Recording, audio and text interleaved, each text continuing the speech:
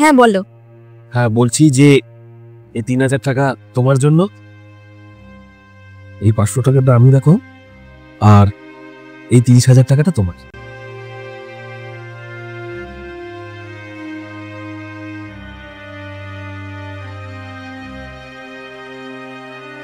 তুমি সবসময় আমার সাথে এরকম করতে থাকো। আমাকে মাত্র 30,000 টাকা দিলে, আর মাকে কি করলে? পুরো 30,000 টাকা ধরে দিয়ে দিলে। ঘরের সব কাজ আমি করি, তোমার টিফিন বানানো থেকে শুরু করে A to Z, আর তুমি সবসময় আমার সাথে এরকম ভেদাভেদ করতে থাকো। ব্যাস এইটুকুনি ব্যাপার। ঠিক আছে, আমি মার থেকে টাকাটা নিয়ে এসে তোমাকে দিয়ে দিচ্ছি। এ নাও রিম্পি, 30,000 টাকা, আর ওই 3,000 টাকাটা আমাকে দাও, আমি মাকে দিয়ে আসি। নাও।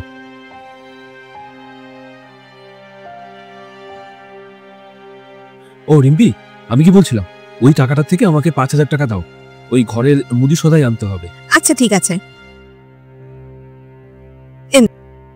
হ্যাঁ, ও আরেকটা কথা বলছিলাম যে ঘরের অন্যান্য খরচাও তো আছে, ওই টাকাগুলোও দিতে হবে, যেমন গ্যাসের টাকা, ইলেকট্রিসিটি বিলের টাকা, আমাদের বাড়িতে যে দুধ দেয় তাকে দিতে হবে সেই টাকা, সবজিওয়ালির টাকা, ওটার জন্য 10,000 টাকা লাগবে। দাও। দাঁড়াও।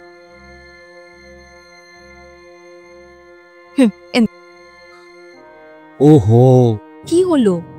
মায়ের যে ওষুধের খরচা, তারপর আমরা যে বাইক কিনেছি তার ইএমআই রয়েছে, ল্যাপটপের ইএমআই রয়েছে, তারপর ওই যে আমাদের ঘরে যে বড় ফ্রিজটা, সেটাও তো ইএমআই তে নিয়েছি, ওগুলোর টাকাও তো দিতে হবে না। 15,000 টাকা দাও ওখান থেকে। ও, আরো 15,000? আচ্ছা দাঁড়াও।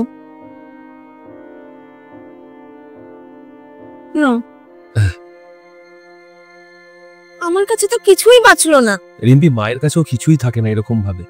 প্রত্যেক মাসে যখন আমি মাকে টাকাটা এনে দিই, তুমি হয়তো ভাবো যে মাকে আমি ওটা মায়ের হাত খরচা হিসেবে দিচ্ছি, বা মা নিজের কাছে রেখে দিচ্ছে। আর মার হাতে এই টাকাগুলো দেওয়ার আরেকটা কারণ হচ্ছে যে মা তাহলে মনে মনে ভাববে যে সংসারটা এখন আমিই চালাচ্ছি, সংসারটা আমার হাতেই রয়েছে, এটা মার ভালোর জন্য। এই জন্যই মার হাতে আমি টাকাগুলো এনে দিই, তাতে মা একটু মনে শান্তি পাবে। ওই টাকাগুলো তুমি আমার কাছে দাও।